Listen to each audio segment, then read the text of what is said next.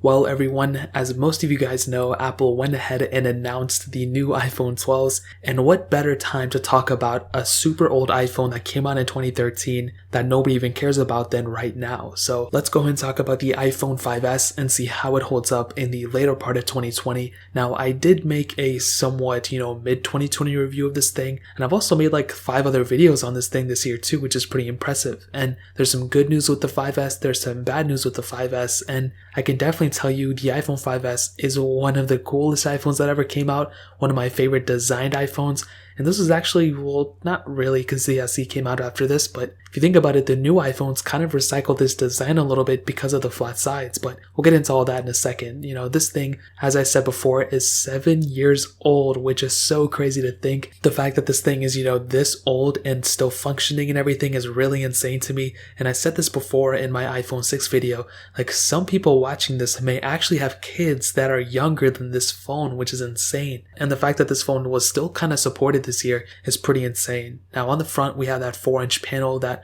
I'm pretty sure a lot of people are okay with, and I think a lot of people love this type of, size in the hand. We look at the iPhone 12 mini and it's roughly around the same size as this. It's a little bit bigger, but that's still a really cool thing that Apple was able to do, was to make it their flagship. This was their flagship of that year, and they eventually went up to that bigger size, but still pretty insane. This was a pretty small phone even back in 2013 in my opinion. Now, obviously not the best looking phone right now because you have a lot of bezel on the top and bottom and that home button, but I still think for a majority of things you're going to do, this design was pretty functional. On the bottom you have that lightning port as well as the headphone jack in this phone too, which is pretty impressive. And on the back you had that aluminum back with 2 glass little slits up top. Now I've seen a lot of conflicting things about this. I've heard people like it, not like it. Me personally, I literally love this design. I think this is probably my second favorite design out of any iPhone that ever came out. I think my top tier one is probably that jet black iPhone 7 Plus. But other than that, I think the 5S has a very, very nice looking phone. But other than that, I think the iPhone 5S is a very, very nice looking phone, and honestly, I can't even say anything bad about the design.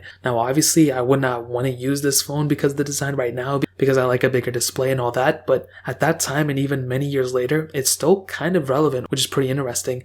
Now, you do have that single camera setup on top, and it's a single 8 megapixel sensor, and even back in 2013, it was a pretty good sensor. I remember hearing a lot about it. Now, obviously, if a camera came out this year with the same type of lens, even if it was better than this marginally, a lot of people would not like it. I can guarantee you that. But the fact that this thing, came out in 2013, back then, there weren't really a lot of phones shooting anything higher than 1080p at 60, I would say, especially 1080p at even 30. And there were I don't even think there were any phones shooting 4K at that point. Maybe the LG G3 or something like that, but this phone for sure was a killer when it came down to the camera, in my opinion, at that time. You could still do things like slow-mo and stuff, which is pretty impressive. But again, even I guess in 2020, it really doesn't hold up extremely well. You can't do like portrait mode, you can't do 4K at 30. It's pretty limited, and I think the biggest thing that kind of ages this phone would probably come in the form of the lack of an ultra-wide sensor or telephoto lens. I always say this when you're comparing older phones like this type of old, or even phones from like 2015, 2016, even 2017,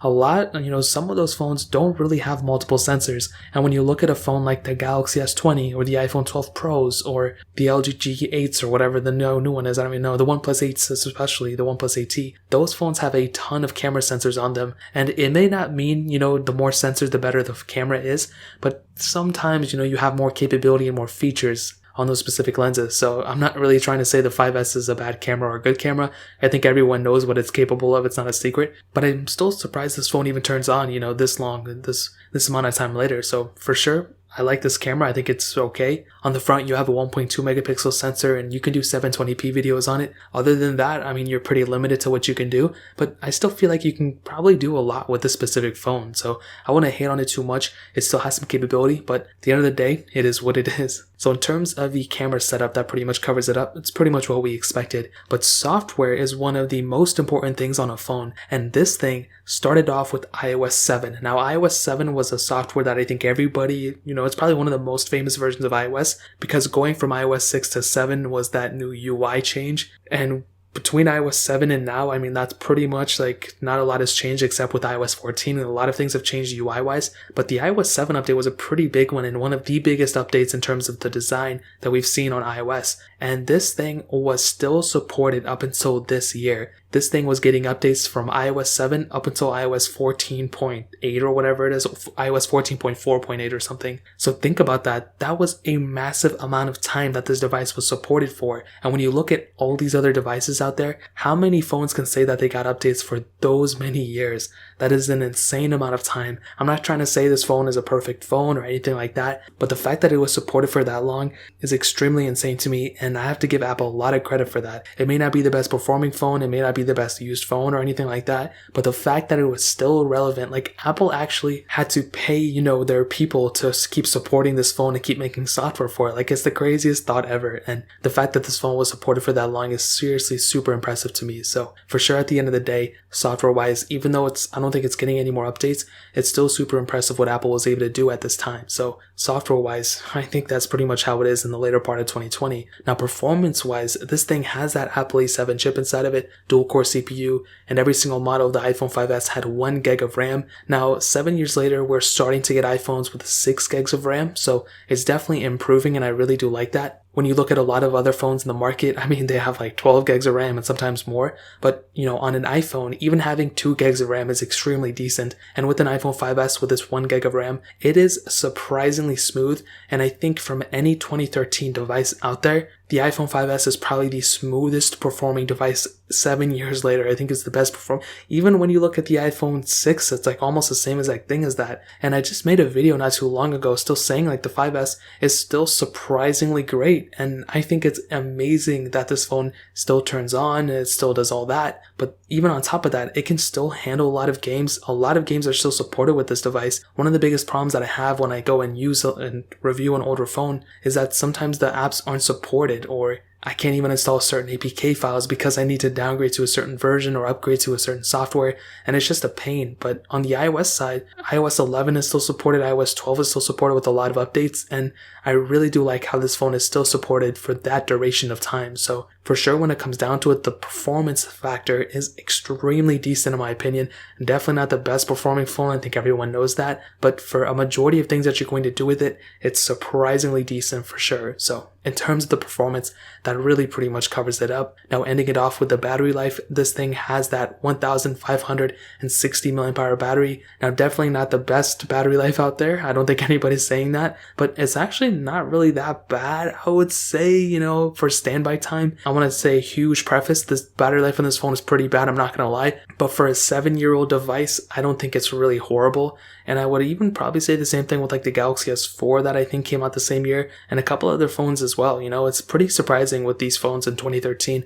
Now the S4 has a removable battery that makes it 30 times better, but this phone, like if you were to get this phone now and just want to get a new battery for some reason, replacing the battery on this thing really isn't that hard either. So that's a completely doable option. Now when it comes down to the actual software and all that and the performance enhancements and all that, the battery will definitely take a toll for sure, but I don't even think it's that bad, to be honest, for a 7-year-old device. Now if I were to use this every day, obviously it would die within probably like a couple hours of me using it, and I would probably be sick of the performance. But like I said, for the battery life per age, I think that's the best way I can put it. That is pretty surprising. Definitely not best battery life ever, but for 2013 device and still turning on and all that stuff, I think it's kind of impressive in my opinion. So to kind of sum up this video and say answer the question, should you still pick up an iPhone 5S in the later part of 2020? I will tell you 100% no. Don't even think about it. I would not purposely go out and buy this phone if I had any other choice. An iPhone 6S or an iPhone SE is the very bottom I would go. I would not recommend going any lower than an iPhone 6S or iPhone SE. Even if you're on a budget, I would recommend saving more money until you can go up to those phones. Now, the other question is, if you have an iPhone 5S right now, should you keep it? I will tell you, bro, if you've been able to make the iPhone 5S last this long and you're still using it as a main device, even as a side device, I would love to know your opinion on it. And I would just love to know your experience. Like, why are you doing it? Can you get another phone? If not, then how has it been still using it? Because I don't use these phones. Like, I just review them, but I don't use them like every day for months and months. So I'm curious to see what other people's opinion on this phone is. But obviously, I would not recommend anybody buying an iPhone 5S right now. I may have hyped it up and maybe even overhyped it up a little bit in this video, but for a majority of people out there, I would not recommend picking up an iPhone 5S. It's just not worth it. There's a lot of other phones out there that you could pick up for, even like this phone probably is costing like $50 in the used market, maybe even a little bit cheaper. you could probably get an iPhone SE for around that same price. So it's not like one is way more expensive or way cheaper. You can get an SE for like around that same price too, and that is way more capable of a phone than what an iPhone 5S will ever be right now. So in terms of that really pretty much covers it up. If you guys enjoyed the video, let me know in the comment section below. Hit the like button, that would mean so much, but definitely hit that subscribe button. Every single subscriber that we get really does count, so it means so much if you guys could hit that. Also check out the other links down in the description as well. My Twitter, my Instagram, my other channels. More importantly than everything else, I love every single one of you guys. Hopefully I'll catch you guys in the next video. Peace out till then.